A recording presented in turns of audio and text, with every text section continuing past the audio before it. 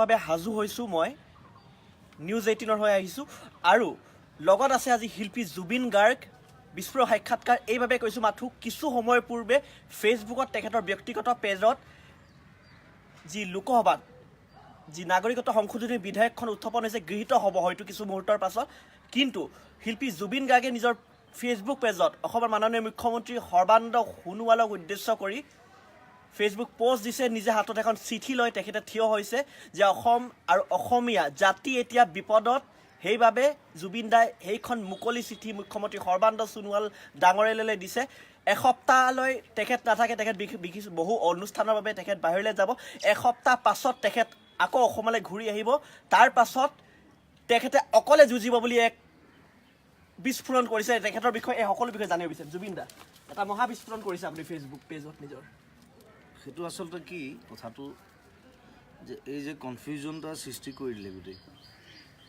আমাৰ মাজত আমাৰ মানুহৰ মাজত সেইটো কাৰণে আমি সাজু নাছিলোঁ কিন্তু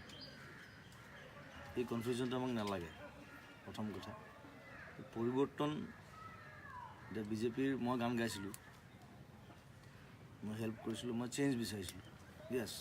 পৰিৱৰ্তন লাগে আমাক কিন্তু পৰিৱৰ্তনটো এই ধৰণে নহয় এই ধৰণৰ পৰিৱৰ্তন আমি বিচৰা নাই কেতিয়াও আৰু যিটো কথা লৈ চবেই বেয়া পাইছে সেইটো তেওঁলোকে আচলতে চিন্তা কৰি চাব লাগে প্ৰব্লেম সৃষ্টি কৰিব চ' সেইকাৰণে সেইটো আমাৰ ফালৰ পৰা অকল মই মোৰ ফালৰ পৰা বুলি নহয় মই মোৰ জাতীয়তাবোধৰ ফালৰ পৰা গৈছোঁ গোটেই কথাটো এই চিঠিখন তেনেকুৱাহে আচলতে ইটছ এ ৰিকুৱেষ্ট বাট যদি ৰিকুৱেষ্টটো যদি নাৰাখে তেওঁলোকে তেতিয়া আমি কিন্তু বেলেগ হ'ম কিন্তু আপোনাৰ আৱেগৰ প্ৰতিচ্ছবি এটা ধৰা পৰিছে আপোনাৰ চিঠিখনত আপুনি নিজে চিঠিখন লৈ আপুনি নিজৰ হাতেৰে আপুনি থিয় হৈ দিছে চিঠিখন ৰাইজে দেখিছে আৰু সৰ্বত্ৰ এতিয়া প্ৰচাৰ ফেচবুকত ভাইৰেল হৈ পৰিছে আপোনাৰ চিঠিখন সকলোৰে হাতে হাতে এতিয়া এইখন চিঠি আৰু আপুনি মুখ্যমন্ত্ৰী সৰ্বানন্দ সোণোৱাল ডাঙৰীয়ালে আপুনি নিজে কৈছিলে বহুত আশা আছিলে তেখেত জাতীয় নায়ক আছিলে কিন্তু তাৰ পাছত এনেকুৱা হ'ল তেখেতে একবাৰো মাত মাতা নাই তাক লৈ আপুনি খুবেই দুখিত এতিয়া জাতীয় নায়ক হ'বলৈ অলপ টাইম লাগে আচলতে ফটকে পাতি দিলে দিগদাৰ চ' এতিয়া সৰ্বদাৰ দায়িত্ব বহুত তেখেতে CM হিচাপে আছে সৰ্বদাক মই সৰুৰ পৰা জানো বহুত সৰুৰ পৰা লগ পাইছোঁ চ' ইয়াত ষ্টেণ্ড দিব লাগিব আচলতে কথাটো সেইটো অকল সৰ্বদা বুলি নহয় যিখিনি আমাৰ মন্ত্ৰী MLA আছে যিখিনি চবেই ষ্টেণ্ড দিব লাগিব গোটেই কথাটো সেইটো আৰু অকল চেণ্ট্ৰেলৰ দমতে চব বস্তু নহয়তো আমাৰ চেণ্টিমেণ্টবিলাক আমিহে বুজি পাওঁ মোদী চৰকাৰে বুজি নাপায় কিন্তু দিল্লীৰ পৰা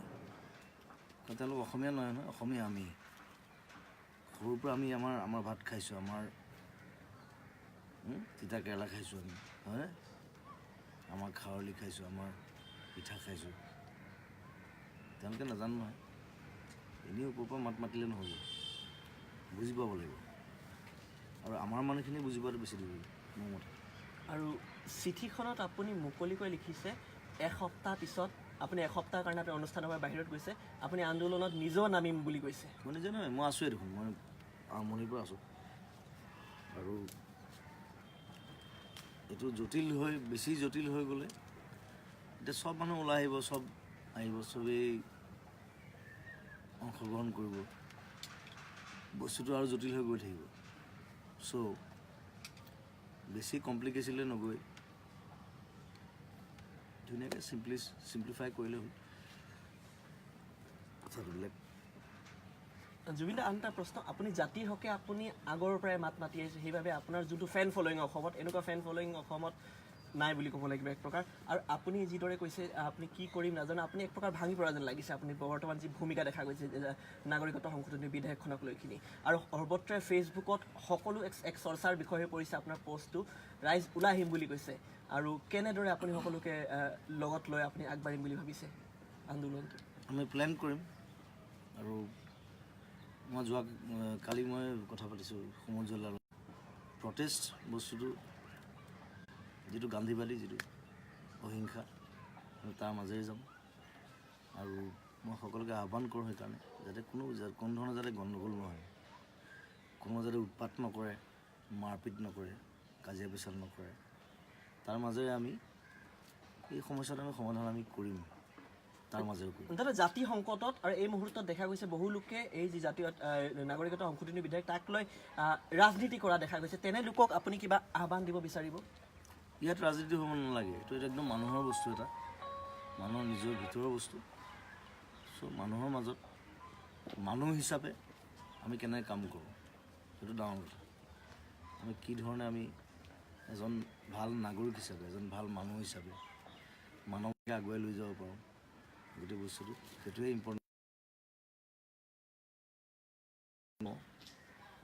যে খং কৰিব নালাগে, উগ্ৰ হ'ব নালাগে কোনো কথাত। আৰু আমি আমাৰ হাতত আছে এতিয়া অস্ত্ৰ আছে, অস্ত্ৰ আচলতে ব্ৰেইনটো। মই সদায় সেইটো মই বিলিভ কৰোঁ যে আমাৰ ব্ৰেইনটোৱে মেইন অস্ত্ৰ, ব্ৰেইনটোৱে চলাই চব। চ' ব্ৰেইনটো ইউজ কৰিলে হ'ল আৰু ভাল ভাল কাম হ'ব। জুবিন দা, আপুনি কেতিয়ালৈ উভতি আহিব? মই আজি যাম,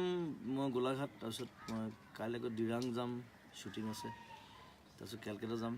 মই 15 তাৰিখে আহি পাম। 15 তাৰিখে। চ' 15 তাৰিখলৈকে নিৰ্মীয়মান ছবি কাঞ্চনজংঘা, জাতি এই মুহূৰ্তত সংকটত, সেই সময়তে আপুনি নিৰ্মাণ কৰি লৈছে, হয়তো কেইদিনমান পিছত মুক্তি লাভ কৰিব। আৰু কি কয় আপুনি বৰ্তমান কাঞ্চনজংঘাক লৈ? এই মুহূৰ্তত একদম ৰিভলিউচনিষ্ট সময়ত বনাইছোঁ আচলতে। যদি মোৰ 15 বছৰ আগৰ স্ক্ৰিপ্ট, তাত এটা ডাইলগ আছে, পৰিৱৰ্তন শব্দটো শুনিবলৈ বৰ ভাল, কিন্তু হৈছে বাল। চ' আৰু মই স্পষ্ট কথা কওঁ, চবেই জানে, সেইকাৰণে চিনেমাটো একদম স্পষ্টবাদী। তাত আৰু এটা ডাইলগ আছে যে আমি নতুন প্ৰজন্ম, আমি ইচ্ছা কৰিলে দেশ সলাবও পাৰোঁ, ইচ্ছা কৰিলে জ্বলাবও পাৰোঁ। চ' গোটেইখিনি আমাৰ হাতত। ধন্যবাদ থাকিল জুবিন দা। এয়া আছিলে এটা বিস্ফোৰক সাক্ষাৎকাৰ। শিল্পী জুবিন গাৰ্গ এসপ্তাহৰ বাবে তেখেত বাহিৰলৈ যাব, তেখেতৰ অনুষ্ঠান আছে, আৰু তাৰ পাছত তেখেতে অহিংসাৰ পথেৰে বহু লোকৰ লগত তেখেতে ইতিমধ্যে কথা বতৰা পাতিছে বুলি কৈছে। আৰু যিদৰে প্ৰায় সকলো এই বিধেয়কখনৰ বিৰোধিতা কৰি আছে অসমত, তেখেতো বিৰোধী,